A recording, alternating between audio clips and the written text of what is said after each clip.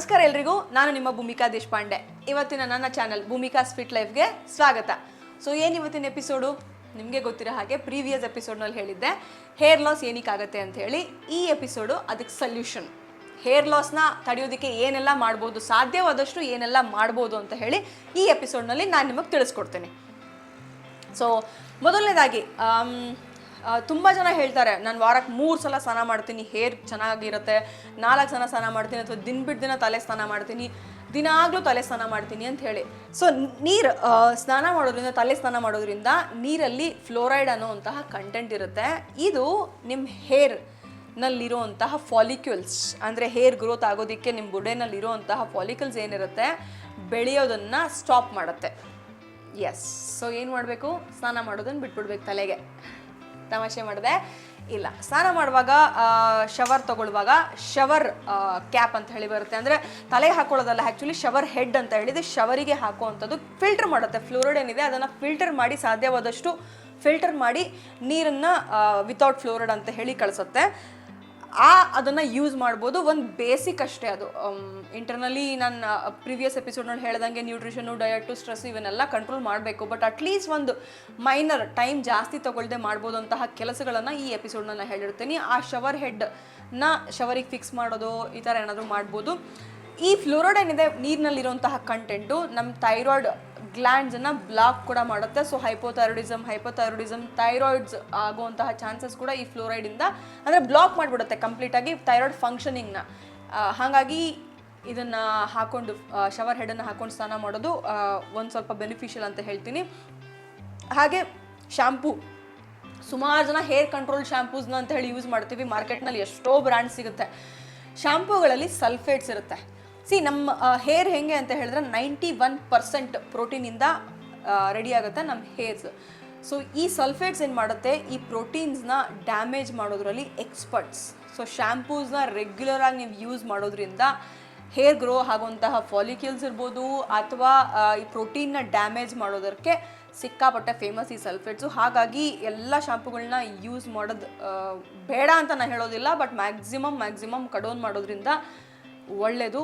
And next hair loss medications ಹೇಳ್ತಾರೆ. ಸುಮಾರು ಜನ ಹೇರ್ ಫಾಲ್ ಕಂಟ್ರೋಲ್ ಮಾಡೋದಕ್ಕಂತ ಹೇಳಿ ಮೆಡಿಕೇಷನ್ಸ್ ಅಂದರೆ ಮಾತ್ರೆಗಳನ್ನ ತೊಗೊಳಕ್ಕೆ ಶುರು ಮಾಡ್ತಾರೆ. ದಯವಿಟ್ಟು ಅದನ್ನು ನಿಲ್ಲಿಸ್ಬಿಡಿ. ಬಿಕಾಸ್ ಈ ಮಾತ್ರೆಗಳು ಕೆಮಿಕಲ್ಸ್ ಬಾಡಿನಲ್ಲಿ, ಈ ಫಸ್ಟ್ ಆಫ್ ಆಲ್ ನಮ್ಮ ಬಾಡಿನಲ್ಲಾಗಲಿ ಈಸ್ಟ್ರೋಜನ್ನು, ಟೆಸ್ಟೋಸ್ಟೆರಾನು ಏರುಪೇರು ಆಗಿ ಇದಾಗಿ ಎಲ್ಲ ಆಗಿ ಬಾಡಿನ ಹಳ್ಳ ಎಡಿಸಿ ಕೂಡಿಸಿರ್ತೀವಿ, ಹೇರ್ ಫಾಲ್ ಆಗಿರುತ್ತೆ. ಅದರ ಮಧ್ಯದಲ್ಲಿ ಮತ್ತೆ ಮೆಡಿಕೇಷನ್, ಅದನ್ನು ಟ್ರೀಟ್ ಮಾಡೋದಕ್ಕೆ ಇನ್ನೊಂದು ಮತ್ತೆ ಕೆಮಿಕಲ್ ಹಾಕ್ತೀರಿ ಅಂತ ಹೇಳಿದ್ರೆ testosterone, DHT, high level of chemical ಇರುವಂತಹ ಟೆಸ್ಟೋಸ್ಟೆರಾನ್ ಬಾಡಿನಲ್ಲಿ ರಿಲೀಸ್ ಆಗುತ್ತೆ. ಇದು ನಿಮ್ಮ ಹೇರ್ ಫಾಲಿಕಲ್ನ ಕಂಪ್ಲೀಟ್ ಬರ್ನ್ ಮಾಡಿ ಹೇರ್ ಗ್ರೋತ್ ಆಗದೇ ಇರೋ ಹಾಗೆ ನೋಡ್ಕೊಳ್ಳುತ್ತೆ.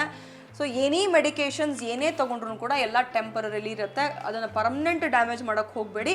ನ್ಯಾಚುರಲ್ ಆಗಿ ಹೇರ್ ಫಾಲ್ ಆಗ್ತಾ ಇದೆ ಅಂತ ಹೇಳಿದ್ರೆ ನ್ಯಾಚುರಲ್ ಥಿಂಗ್ಸಿಂದ ಕ್ಯೂರ್ ಮಾಡ್ಕೊಳ್ಳೋಕೆ ಟ್ರೈ ಮಾಡಿ. ಲೈಕ್ ಸುಮಾರು ಥಿಂಗ್ಸ್ ಇದೆ, ನಾನು ಈಗ ಹೇಳ್ತೀನಿ ಏನೆಲ್ಲ ಮಾಡ್ಬೋದು ಅಂತ ಹೇಳಿ.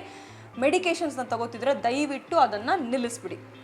ಸೊ ಮೊದಲನೇ ಸೊಲ್ಯೂಷನ್ ಬಂದು ಆನಿಯನ್ ಜ್ಯೂಸ್ ಅಂದರೆ ಅದನ್ನು ಮಿಕ್ಸಿಗೆ ಹಾಕಿ ರುಬ್ಬಿ ರಸ ತೆಗೆದು ತಲೆಗೆ ಹಚ್ಕೊಂಡು ಬಿಡೋದನ್ನು. ಅದರಲ್ಲಿ ಆ್ಯಸಿಡ್ ಕಂಟೆಂಟ್ ಇರೋದ್ರಿಂದ ಆನಿಯನಲ್ಲಿ ದಯವಿಟ್ಟು ಡೈರೆಕ್ಟ್ ಹಾಗೆ ಸ್ಕಾಲ್ಪಿಗೆ ಹಾಕಕ್ಕೆ ಹೋಗ್ಬಿಡಿ.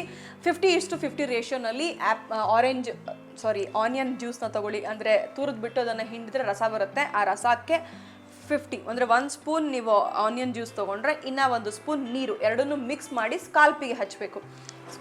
ಹಚ್ಚಿ ಅಟ್ಲೀಸ್ಟ್ 1 ಅವರ್ ಬಿಟ್ಟು ಹೇರ್ ವಾಶ್ ಮಾಡೋದ್ರಿಂದ ನಿಮಗೆ ಹೇರ್ ಫಾಲ್ ಕಂಟ್ರೋಲಿಗೆ ಬರುತ್ತೆ. ಇದನ್ನು ವೀಕ್ಲಿ ಅಟ್ಲೀಸ್ಟ್ ಒನ್ಸ್ ಅಥವಾ ಟ್ವೈಸ್ ಮಾಡಿದ್ರೆ ಒಳ್ಳೆಯದು. ಬಟ್ ತೀರಾ ಟೈಮ್ ಇಲ್ಲ, ಮಾಡೋಕ್ಕಾಗ್ತಿಲ್ಲ ಅಂತ ಹೇಳಿದ್ರೆ ಅಟ್ಲೀಸ್ಟ್ ಒಂದ್ಸಲ ಆದರೂ ಮಾಡೋಕ್ಕೆ ಶುರು ಮಾಡಿ. ವೀಕ್ಲಿ ಒನ್ಸ್ ಹೇರ್ ಫಾಲ್ ಕಂಟ್ರೋಲಿಗೆ ಖಂಡಿತ ಬರುತ್ತೆ.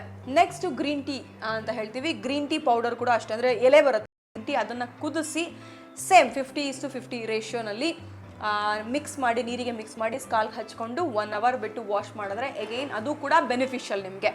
ನೆಕ್ಸ್ಟ್ ಬಂದು ರೋಸ್ಮೆರಿ ಆಯಿಲ್ ಅಂತ ಹೇಳ್ತೀವಿ. ಇದು ನಿಮಗೆ ಅಂಗಡಿಗಳಲ್ಲಿ ಸಿಗುತ್ತೆ. ಸ್ವಲ್ಪ ನೋಡಿ ಚೆನ್ನಾಗಿರುವಂತಹದನ್ನು ತೊಗೊಂಡು, ಆರ್ಗ್ಯಾನಿಕ್ ಇರೋದಂತಹ ತೊಗೊಂಡು, ಕೆಮಿಕಲ್ ಎಗೇನ್ ನಾನು ಏನೇ ಮೆನ್ಷನ್ ಮಾಡಿದ್ರು ಕೆಮಿಕಲ್ ಇರೋದನ್ನ ದಯವಿಟ್ಟು ಆದಷ್ಟು ಅವಾಯ್ಡ್ ಮಾಡಿ. ರೋಸ್ಮೆರಿ ಆಯಿಲ್ನ ಸ್ಕಾಲ್ಪಿಗೆ ಎಣ್ಣೆ ಹಚ್ಚಿದಂಗೆ ರಾತ್ರಿ ಹಚ್ಚೋದು, ಓವರ್ನೈಟ್ ಬಿಡಿ, ಒಳ್ಳೆಯದು. ತೀರಾ ಟೈಮ್ ಇಲ್ಲ ಅಂತ ಹೇಳಿದಾಗ ಅಟ್ಲೀಸ್ಟ್ 2 ಅವರ್ಸ್ ಆದರೂ ಬಿಟ್ಟರೆ ಇದು ತುಂಬ ಹೆಲ್ಪ್ ಆಗುತ್ತೆ. ಸೊ ಓವರ್ನೈಟ್ ಅಂದರೆ ನೈಟ್ ಮಲ್ಕೊಳ್ಳೋಕೆ ಮುಂಚೆ ಹಚ್ಚಿ ಸ್ವಲ್ಪ ಮಸಾಜ್ ಮಾಡಿ ಮಲಗಿ ಬೆಳಗ್ಗೆ ಎದ್ದ ತಕ್ಷಣ ಸ್ನಾನ ಮಾಡಿಕೊಂಡ್ರೆ ನಿಮ್ಗೆ ಹೇರ್ ಫಾಲ್ ಕಂಟ್ರೋಲಿಗೆ ಬರುತ್ತೆ. ಸೊ ನೆಕ್ಸ್ಟ್ ಬಂದು ಆ್ಯಪಲ್ ಸಿಡೆ ವಿನೆಗರ್. ಆ್ಯಪಲ್ ಸಿಡೆ ವಿನೆಗರ್ ಹೇಗೆ ಅಂತ ಹೇಳಿದ್ರೆ ಅಸಿಡಿಕ್ ಇದು.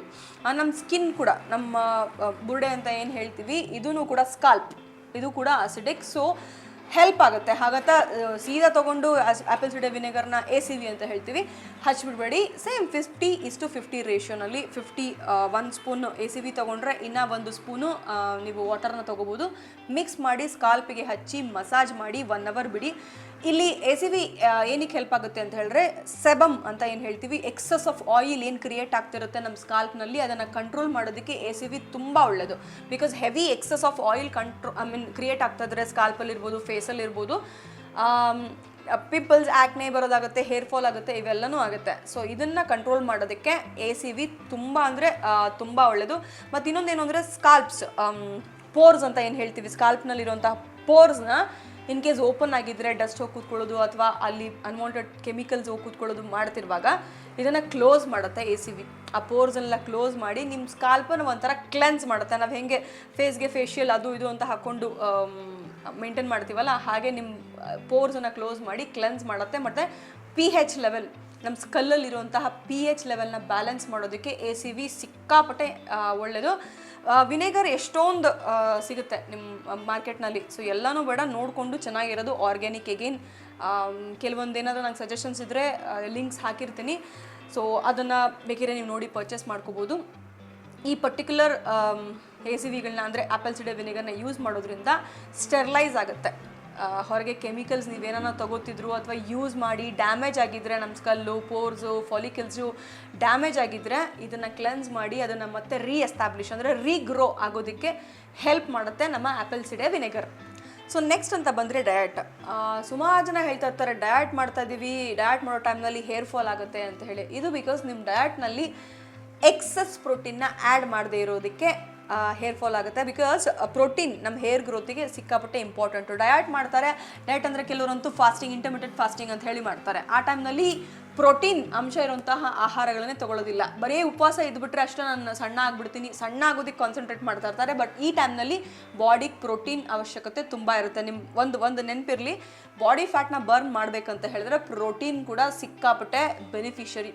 ಸೊ ಪ್ರೋಟೀನ್ನ ನಿಮ್ಮ ಡಯಟ್ನಲ್ಲಿ ಇನ್ಕ್ಲೂಡ್ ಮಾಡ್ಕೊಳ್ರಿ. ಡಯಟ್ ಮಾಡ್ತಾ ಇದ್ದರೆ, ಡಯಟ್ ಮಾಡದೇ ಇರೋರು ಕೂಡ ಪ್ರೋಟೀನ್ನ ಆ್ಯಡ್ ಮಾಡ್ಕೋತಾ ಹೋದರೆ ಹೇರ್ ಗ್ರೋತಿಗೆ ತುಂಬ ಹೆಲ್ಪ್ಫುಲ್ ಆಗುತ್ತೆ. ಆ್ಯಂಡ್ ನೆಕ್ಸ್ಟ್ ಬಂದರೆ trace minerals.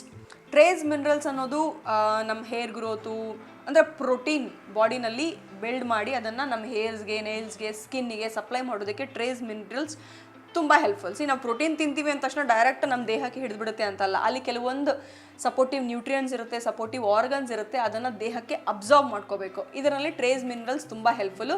Zinc, iron, magnesium, calcium, cobalt, ಈ ಥರ ಟ್ರೇಸ್ ಮಿನರಲ್ಸ್ ಅಂತ ಹೇಳ್ತೀವಿ. ನಮ್ಮ ಬಾಡಿ ಅನ್ಫಾರ್ಚುನೇಟ್ಲಿ ಅದನ್ನು ಪ್ರೊಡ್ಯೂಸ್ ಮಾಡೋದಿಲ್ಲ. ಸೊ ನೀವು ಎಕ್ಸ್ಟರ್ನಲ್ ಹೊರಗಿಂದ ಇದನ್ನು ತೊಗೊಳೋದ್ರಿಂದ ಪ್ರೋಟೀನ್ ಕಂಟೆಂಟ್ಸ್ ನಮ್ಮ ಹೇರಿಗೆ ಅಬ್ಸರ್ವ್ ಮಾಡ್ಕೊಳ್ಳೋದಕ್ಕೆ ಹೆಲ್ಪ್ ಮಾಡುತ್ತೆ. ಆ್ಯಂಡ್ ನೆಕ್ಸ್ಟ್ ಬಂದು ವೈಟಮಿನ್ B ಅಂತ ಹೇಳ್ತೀವಿ. ವೈಟಮಿನ್ B ಈಸ್ಟ್ ತಗೊಳ್ಳೋದ್ರಿಂದ ಕೂಡ ನಿಮ್ಮ ಹೇರ್ ಗ್ರೋತ್ ಚೆನ್ನಾಗಾಗುತ್ತೆ. ಮತ್ತು ವೈಟಮಿನ್ ಸಿ ಬಾಡಿನಲ್ಲಿ ಕೊಲಾಜನ್ನ ಬಿಲ್ಡ್ ಮಾಡೋದಕ್ಕೆ ತುಂಬ ಹೆಲ್ಪ್ಫುಲ್ಲು. ಕೊಲಾಜನ್ ಬಿಲ್ಡ್ ಆದರೆ ನಿಮ್ಮ ಹೇರ್ ಗ್ರೋತ್ ಬಾಂಡಿಂಗ್ ಸ್ಟ್ರಾಂಗ್ ಮಾಡ್ತಾ ಹೋಗುತ್ತೆ. ಬಿಕಾಸ್ ಸ್ಕಲ್ಲು, ಸ್ಕಾಲ್ಪು, ಫಾಲಿಕಲ್ಸು, ಹೇರು ಎಲ್ಲದನ್ನು ಬಿಲ್ಡ್ ಮಾಡಬೇಕಂದ್ರೆ ಎಲ್ಲ ಮನೆ ಕಟ್ಟದಂಗೆ ಜಲ್ಲಿ, ಕಲ್ಲು, ಮರಳು, ಸಿಮೆಂಟು ಎಲ್ಲ ಮಿಕ್ಸ್ ಮಾಡಿ ಹೆಂಗೆ ಬ್ಲಾಕ್ಸ್ ಥರ ಮಾಡಿ ಮನೆ ಕಟ್ತೀವೋ ಇಲ್ಲೂ ಕೂಡ ಇವೆಲ್ಲನೂ ನೀಡೆಡ್ ಇರುತ್ತೆ. ಹಾಗಾಗಿ ವೈಟಮಿನ್ B, ವೈಟಮಿನ್ C ಇವೆಲ್ಲನೂ ತುಂಬ ಹೆಲ್ಪ್ಫುಲ್ ಆಗುತ್ತೆ. ನೆಕ್ಸ್ಟ್ ಬಂದು ಕ್ರುಸಿಫರಸ್ ವೆಜಿಟೇಬಲ್ಸ್ ಅಂತ ಹೇಳ್ತೀವಿ. ಕ್ರುಸಿಫರಸ್ ವೆಜಿಟೇಬಲ್ಸ್ ಅಂತ ಹೇಳಿದ್ರೆ ಬಾಡಿನಲ್ಲಿ ಈಸ್ಟ್ರೋಜನ್ ಲೆವೆಲ್ ಜಾಸ್ತಿ ಆಗುತ್ತೆ. ಹೆಣ್ಮಕ್ಳಲ್ಲಿ ಪೀರಿಯಡ್ಸ್ ಅಂತ ಬಂದಾಗ ಅಥವಾ ಪ್ರೆಗ್ನೆನ್ಸಿ ಅಂತ ಬಂದಾಗ, ಮೆನ್ಸ್ಟ್ರಲ್ ಸೈಕಲ್ ಏರುಪೇರು ಆದಾಗ ಈಸ್ಟ್ರೋಜನ್ ಲೆವೆಲ್ ಜಾಸ್ತಿ ಆಗುತ್ತೆ. ಈ ಈಸ್ಟ್ರೋಜನ್ ಲೆವೆಲ್ನ ಕಂಟ್ರೋಲ್ನಲ್ಲಿ ಇಡಬೇಕಂದ್ರೆ, ಈಸ್ಟ್ರೋಜನ್ ಜಾಸ್ತಿ ಆದಾಗ ಹೇರ್ ಫಾಲ್ ಆಗೇ ಆಗುತ್ತೆ. ಸೊ ಕಂಟ್ರೋಲ್ನಲ್ಲಿ ಇಡಬೇಕಂತ ಹೇಳಿದ್ರೆ ಕ್ರುಸಿಫರಸ್ ವೆಜಿಟೇಬಲ್ಸ್ ಏನಪ್ಪ ಹಿಂಗಂತ ಹೇಳಿದ್ರೆ, ಕ್ರಾಸ್ ಅಂತ ಹೇಳಿ ಫ್ಲವರ್ಸ್ ಟೈಪ್ ಇರುತ್ತೆ, ಕ್ರಾಸ್ ಬ್ರೀಡ್ ಥರ ಅಂತ ಹೇಳ್ತೀವಿ. ಕ್ರಾಸ್ ಬ್ರೀಡ್ ಲೈಕ್ ಹೆಂಗೆ ಅಂದರೆ ಬ್ರೋಕೋಲಿ, ಕಾಲಿಫ್ಲವರು, ಕ್ಯಾಬೇಜು ಇವೆಲ್ಲನೂ ಕ್ರುಸಿಫರಸ್ ವೆಜಿಟೇಬಲ್ಸ್.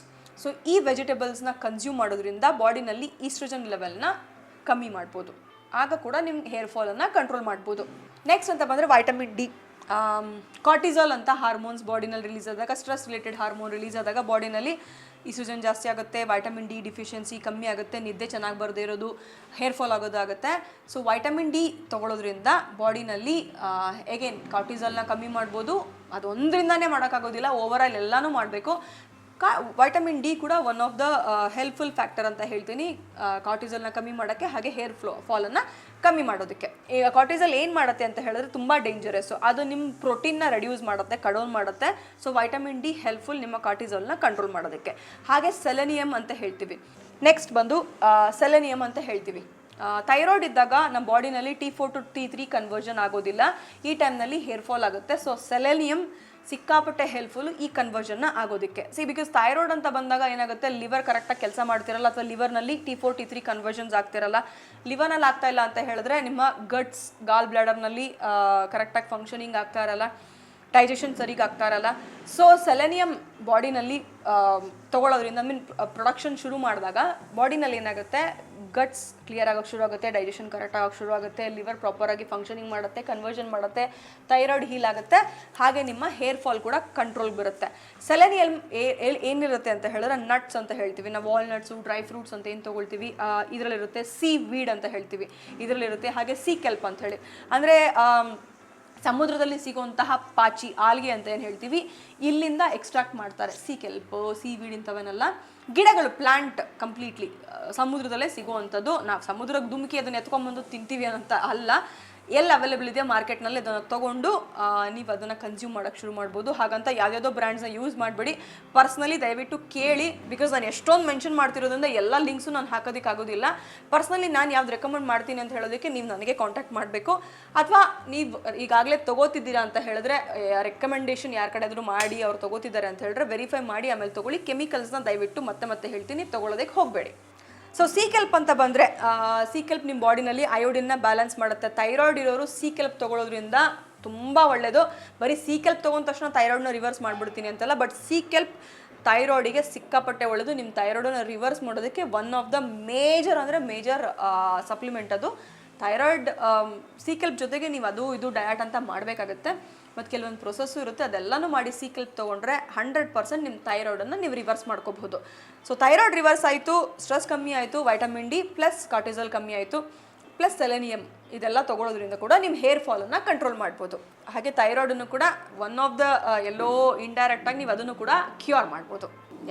ಸೊ ವೈಟಮಿನ್ ಡಿ ಅಂತ ಬಂದರೆ ಸಪ್ಲಿಮೆಂಟೇ ತೊಗೋಬೇಕಂತೇನಿಲ್ಲ. ಎಳೆ ಬಿಸಿನಲ್ಲಿ ಹೋಗಿ ನಿಂತ್ಕೊಂಡ್ರು ಕೂಡ ನಿಮಗೆ ವೈಟಮಿನ್ ಡಿ ಸಿಗುತ್ತೆ. ಹೆಲ್ಪ್ಫುಲ್, ಸ್ಟ್ರೆಸ್ಸಿಗೂ ಹೆಲ್ಪ್ಫುಲ್ಲು, ನಿದ್ದೆ ಮಾಡೋದಕ್ಕೂ ಸಿಕ್ಕಾಪಟ್ಟೆ ಹೆಲ್ಪ್ಫುಲ್ ಆಗುತ್ತೆ. Next silica. ಸಿಲಿಕಾ ಆ್ಯಕ್ಚುಲಿ ಹೇರಿಗೆ ಸ್ಟ್ರೆಂತ್ ಮತ್ತು ಪ್ರೋಟೀನ್, ಕೊಲಾಜನ್ ಏನು ಬಿಲ್ಡ್ ಆಗುತ್ತೆ ಅದನ್ನು ಬಿಲ್ಡ್ ಮಾಡೋದಕ್ಕೆ ಅಥವಾ ಅದು ಕ್ರಿಯೇಟ್ ಆಗೋದಕ್ಕೆ, ಅದು ಅಬ್ಸರ್ವ್ ಆಗೋದಕ್ಕೆ ಸಿಲಿಕಾ ಅನ್ನೋದು ತುಂಬ ಹೆಲ್ಪ್ಫುಲ್ ಆಗುತ್ತೆ. ಸ್ಪ್ರಿಂಗ್ ವಾಟರ್ ಅಂತ ಏನು ಹೇಳ್ತೀವಿ, ಹರಿಯೋ ನೀರಿರ್ಬೋದು, ನದಿ ಇರ್ಬೋದು, ಫ್ರೆಶ್ ಅಂದರೆ ಮೌಂಟೇನಿಂದ ಕೆಳಗೆ ಹರಿದು ಬರೋವಂತಹ ಸ್ಪ್ರಿಂಗ್ ವಾಟರ್ಸ್ ಅಂತ ಏನು ಹೇಳ್ತೀವಿ, ಇದರಲ್ಲಿ ಆ್ಯಕ್ಚುಲಿ ಸಿಲಿಕಾ ಜಾಸ್ತಿ ಇರುತ್ತೆ. ಹಾಗಂತ ನಾವು ಗುಡ್ಡನ ಹುಡ್ಕೊಂಡು ಹೋಗೋಕ್ಕಂತೂ ನಮ್ಮ ಹತ್ರ ಟೈಮ್ ಇಲ್ಲ, ಅಥವಾ ಗುಡ್ಡಗಳೇ ಇಲ್ಲ. ಸೊ ಹಾಗಿರುವಾಗ ಅವೈಲೇಬಲ್ ಇರುತ್ತೆ ಮಾರ್ಕೆಟ್ನಲ್ಲಿ ಕೆಲವೊಂದು ಸಿಲಿಕಾ ರಿಚ್ ವಾಟರ್ ಅಂತ ಹೇಳ್ತೀವಿ. ಅದೆಲ್ಲ ಸ್ವಲ್ಪ ಎಕ್ಸ್ಪೆನ್ಸಿವು. ಮೇಜರ್ ಏನಾಗುತ್ತೆ, ಮನೆಯಿಂದ ಮಾಡ್ಕೊಂಡಷ್ಟು ಮಾಡ್ಕೊಳ್ಳಿ. ಕೆಲವರು ಇಲ್ಲ ನಾನು ತೊಗೊಳಕ್ಕೆ ರೆಡಿ ಇದ್ದೀನಿ ಅನ್ನೋರು ಸಿಲಿಕಾ ಅನ್ನೋ ವಾಟರ್ನ ನೀವು ತೊಗೊಳ್ಬೋದು. ಇದು ನಿಮ್ಮ ಹೇರ್ಸ್ಗೆ ಸ್ಟ್ರೆಂತ್ ಕೂಡ ಕೊಡುತ್ತೆ, ಹಾಗೆ ಶೈನಿಂಗ್. ಅಂದರೆ ಪಾರ್ಲರಿಗೆ ಹೋಗಿ ಏನೇನೋ ಮಾಡಿಸ್ಕೊಳ್ಳೋ ಬದಲು ನ್ಯಾಚುರಲ್ ವೇನಲ್ಲಿ ನೀವು ಈ ಥರ ಹೇರ್ ಫಾಲ್ನ ಕಂಟ್ರೋಲ್ ಮಾಡ್ಬೋದು. ಹಾಗೆ ಹೇರಿಗೆ ಗ್ರೋತಿಗೆ ಸ್ವಲ್ಪ ಮೇಂಟೆನೆನ್ಸ್, ಬ್ಯೂಟಿ ಮೇಂಟೈನ್ ಮಾಡೋದಕ್ಕೆ ಕೂಡ ಸಿಲಿಕಾನ ಯೂಸ್ ಮಾಡ್ಬೋದು. ನೆಕ್ಸ್ಟ್ ಇಂಟರ್ಮಿಟೆಂಟ್ ಫಾಸ್ಟಿಂಗ್ ಹಾಗೆ ಡಯಟಿಂಗ್ ಅಂತ ಹೇಳ್ತೀವಿ. ಕಾರ್ಬ್ಸ್ ಮತ್ತು ಶುಗರ್ ಇರುವಂತಹ ಫುಡ್ಡನ್ನು ಮ್ಯಾಕ್ಸಿಮಮ್ ಕಂಟ್ರೋಲ್ ಮಾಡಿ. Because carbs and sugar definitely ಬಾಡಿಗೆ ಒಳ್ಳೆಯದಲ್ಲ. ಮತ್ತು ಗುಡ್ ಫ್ಯಾಟ್ ತೊಗೊಳಕ್ಕೆ ಶುರು ಮಾಡಿ. ಗುಡ್ ಫ್ಯಾಟ್ ಅಂತ ಹೇಳಿದ್ರೆ ತುಪ್ಪ, ಬೆಣ್ಣೆ, ಚೀಸು ಇವೆಲ್ಲನೂ ದೇಹಕ್ಕೆ ತುಂಬ ಒಳ್ಳೆಯದು. ನಿಮ್ಮ ಹೇರ್ ಗ್ರೋತಿಗೆ, ಸ್ಕಿನ್ನಿಗೆ, ಪಿಂಪಲ್ಸ್ ಅಂತ ಬಂದರೆ ಅಥವಾ ಆರ್ಗನ್ಸಿಗೆ, ಸಣ್ಣ ಆಗೋದಕ್ಕೆ ಎಲ್ಲದಕ್ಕೂ ಹೆಲ್ಪ್ಫುಲ್ ಆಗುತ್ತೆ. ಸೊ ಮ್ಯಾಕ್ಸಿಮಮ್ ಅದನ್ನು ತೊಗೊಳಕ್ಕೆ ಶುರು ಮಾಡಿ. ಇದನ್ನು ಮಾಡೋದ್ರಿಂದ, ಕಾರ್ಬ್ಸ್ ಮತ್ತು ಶುಗರ್ ಇರೋ ಫುಡ್ಡನ್ನು ಕಡಿಮೆ ಮಾಡೋದ್ರಿಂದ ನಿಮ್ಮ ಇನ್ಸುಲಿನ್ ಲೆವೆಲು ಕಮ್ಮಿ ಆಗುತ್ತೆ. ಇನ್ಸುಲಿನ್ ಲೆವೆಲ್ ಕಮ್ಮಿ ಆದಾಗ ಈಸ್ಟ್ರೋಜನ್ನು, ಟೆಸ್ಟೋಸ್ಟೆರಾನ್ ನಾರ್ಮಲ್ ಆಗೋಕ್ಕೆ ಶುರು ಆಗ್ತವೆ. ಥೈರಾಯ್ಡ್ ಪ್ರಾಬ್ಲಮ್ಸ್ ಕೆಲವೊಂದು ಹೀಲ್ ಆಗೋಕ್ಕೆ ಶುರು ಆಗುತ್ತವೆ. ಬಾಡಿ ಕ್ಲೆನ್ಸ್ ಆಗೋಕ್ಕೆ ಶುರು ಆಗುತ್ತೆ. ಇದರಿಂದ ಕೂಡ ನೀವು ಹೇರ್ ಫಾಲ್ ಕಂಟ್ರೋಲಿಗೆ ತಗೋಬಹುದು. ಆ್ಯಂಡ್ ನೆಕ್ಸ್ಟ್ ಸಪ್ಲಿಮೆಂಟ್ಸ್ ಅಂತ ಹೇಳಿದ್ರೆ ನ್ಯೂಟ್ರಿಷನ್ ಅಂತ ಬಂದರೆ ವೈಟಮಿನ್ ಸಿ, ಡಿ, ಬಿ ಇವೆಲ್ಲನೂ ಹೇಳಿದ್ದೀನಿ. ಪರ್ಟಿಕ್ಯುಲರ್ ಆಗಿ ಬಯೋಟಿನ್ ಅಂತೂ ನಿಮ್ಮೆಲ್ಲರಿಗೂ ಗೊತ್ತಿರುವಾಗ ಎಷ್ಟೋ ಮಾರ್ಕೆಟಿಂಗ್ ಕಂಪ್ನಿಗಳು ಬಯೋಟಿನ್ ಅಂತ ಹೇಳಿ ಮಾಡ್ತಾರೆ. ಸೊ ಎಲ್ಲ ಬಯೋಟಿನ್ಗಳು ನಮ್ಮ ದೇಹಕ್ಕೆ ಒಳ್ಳೆಯದಲ್ಲ. ಪರ್ಟಿಕ್ಯುಲರ್ ಆಗಿ ಕೆಲವೊಂದಿರುತ್ತೆ ನ್ಯಾಚುರಲಿ ಎಕ್ಸ್ಟ್ರಾಕ್ಟೆಡ್ ಏನಿರ್ತವೆ ಅದನ್ನು ತಗೊಳ್ಳಿ. ಬಿಕಾಸ್ ಸೊ ಬಯೋಟಿನ್ ಅಂತ ಬಂದರೆ ನಿಮ್ಮ ಬಾಡಿನಲ್ಲಿ ಹೆಂಗೆ ಅಂದರೆ ಇಟ್ ಹೆಲ್ಪ್ಸ್ ಪ್ರೋಟೀನ್, ನಿಮ್ಮ ಬಾಡಿನಲ್ಲಿ ಪ್ರೋಟೀನ್ ಸಪ್ಲೈ ಅಬ್ಸರ್ವ್ ಮಾಡಿಕೊಂಡು ಹೇರ್ ಗ್ರೋತಿಗೆ ಸಿಕ್ಕಾಪಟ್ಟೆ ಹೆಲ್ಪ್ ಮಾಡುತ್ತೆ. Vitamin B one of the family ಕೂಡ, ಪ್ಲಸ್ ಬಯೋಟಿನ್ ಇವೆರಡನ್ನೂ ಸೇರಿಸಿ ತಗೊಳ್ಳೋದ್ರಿಂದ ತುಂಬ ಒಳ್ಳೆಯದು. ಬಯೋಟಿನ್ ಅನ್ನೋದು ಒಂದು ಬ್ಯಾಕ್ಟೀರಿಯಾ, ನಿಮ್ಮ ಗಟ್ಸ್ನಲ್ಲಿ ಕ್ರಿಯೇಟ್ ಆಗುವಂತಹ ಒಂದು ಬ್ಯಾಕ್ಟೀರಿಯಾ. ನಿಮ್ಮ ಬಾಡಿನೇ ಅದನ್ನು ಪ್ರೊಡ್ಯೂಸ್ ಮಾಡುತ್ತೆ. ಯಾವಾಗ ಗಟ್ಸ್ನಲ್ಲಿ ಪ್ರಾಬ್ಲಮ್ ಇದ್ದಾಗ ಬಯೋಟಿನ್ ಕ್ರಿಯೇಟ್ ಆಗೋದಿಲ್ಲ. ಆ ಬಯೋಟಿನ್ ಕ್ರಿಯೇಟ್ ಆಗದೇ ಇದ್ದಾಗ ಬಾಡಿನಲ್ಲಿ ಪ್ರೋಟೀನ್ ಅಬ್ಸರ್ವ್ ಆಗೋದಿಲ್ಲ. ಅಬ್ಸರ್ವ್ ಆಗದೇ ಇದ್ದಾಗ ನಿಮ್ಗೆ ಹೇರ್ ಫಾಲ್ ಆಗುತ್ತೆ, ಹೇರ್ ಗ್ರೋತ್ ಕಮ್ಮಿ ಆಗೋಕ್ಕೆ ಶುರು ಆಗುತ್ತೆ ಅಥವಾ ಆಗೋದೇ ಇಲ್ಲ. ಸೊ ಗಟ್ಸ್ನ ಕ್ಲೀನ್ ಮಾಡೋದ್ರಿಂದನೂ ಕೂಡ ನಿಮ್ಮ ಬಾಡಿನಲ್ಲಿ ತಾನೇ ಬಯೋಟಿನ್ ಹೊರಗಡೆಯಿಂದ ತೊಗೊಳೋದಕ್ಕಿಂತ ಹೆಚ್ಚಾಗಿ ನಮ್ಮ ಬಾಡಿನಲ್ಲಿ ಏನೇನು ಪ್ರೊಡ್ಯೂಸ್ ಆಗುತ್ತೆ ಅದನ್ನು ನಾವೇ ಪ್ರೊಡ್ಯೂಸ್ ಮಾಡ್ಕೊಳ್ಳೋಂತಹ ಕೆಪಾಸಿಟಿ ತೊಗೊಂಡು ಬಂದರೆ ಖಂಡಿತವಾಗ್ಲೂ ನ್ಯಾಚುರಲ್ ವೇನಲ್ಲಿ ನಮ್ಮ ಬಾಡಿನ ಹೀಲ್ ಮಾಡ್ಬೋದು, ಎಲ್ಲ ಪ್ರಾಬ್ಲಮ್ಸ್ನ ಸಾಲ್ವ್ ಮಾಡ್ಬೋದು.